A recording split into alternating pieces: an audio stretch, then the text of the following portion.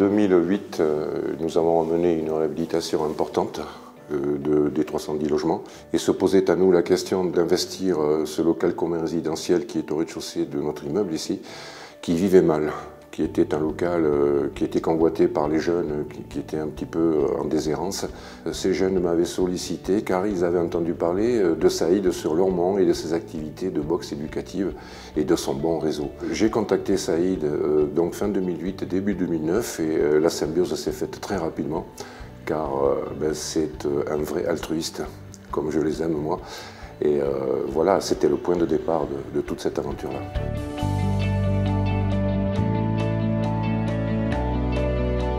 J'ai créé une association sportive au départ qui puisse vraiment apporter des valeurs de socialisation et des valeurs de la vie. Suite à ça, j'ai dû passer mes diplômes. C'est ce qui est venu à un moment légitimer mon cadre. Ça ne pouvait pas être qu'un lieu où on vienne consommer. Je voulais vraiment à un moment que les gens deviennent acteurs de leur propre projet. Mais quand on n'a pas de moyens financiers, comment faire? Et c'est là où j'ai développé deux concepts qui sont l'intelligence collective et le capital humain. Une personne qui vient vous donner 20 heures, mais que vous ne payez pas, c'est un capital. Mais ce capital-là, il n'est pas financier, il est humain. Ce capital humain, aujourd'hui, il nous a permis, je vais vous donner un exemple très simple, de pouvoir structurer nos accompagnements. On est passé, par exemple, de 40 adhérents à 152 adhérents.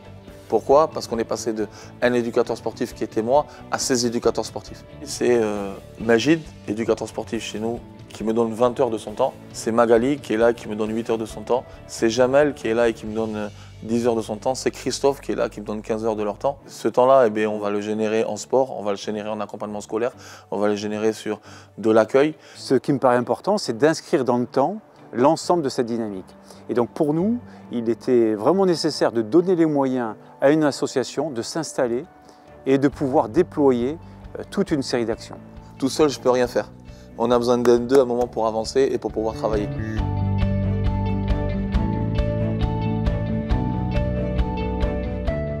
Moi, j'avais un besoin de reconnaissance et aussi j'avais une envie de me reconvertir professionnellement. Donc voilà, j'ai demandé à Saïd s'il pouvait me former et s'il pouvait m'aider dans mes démarches. Et donc voilà, et en échange de ça, je donne de mon temps.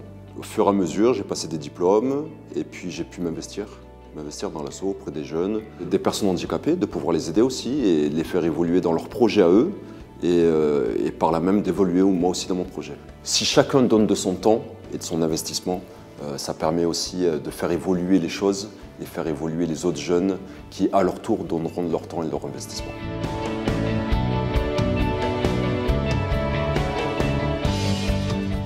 Désormais, l'association de Saïd recueille beaucoup d'adhésions de principe, et pas que.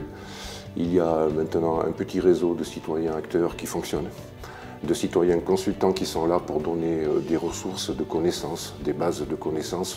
Ce sont principalement des retraités ou des personnes inactives qui apportent leur savoir mais qui ne souhaitent pas ou qui n'ont pas le temps de contribuer aux actions. Ce projet il a amené beaucoup de choses, mais notamment il a transformé en fait un grand ensemble des années 60 en une forme de village où effectivement nous avons tout un tas de solidarité et de liens entre les habitants.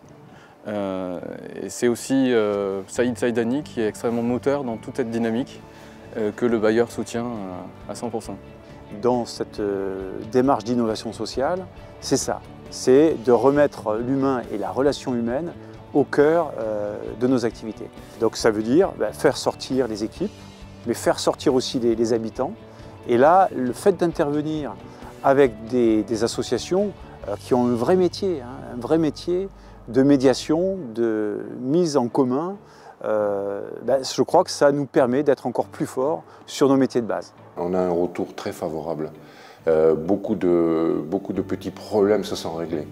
L'association de Saïd est devenue un forum des idées, des volontés.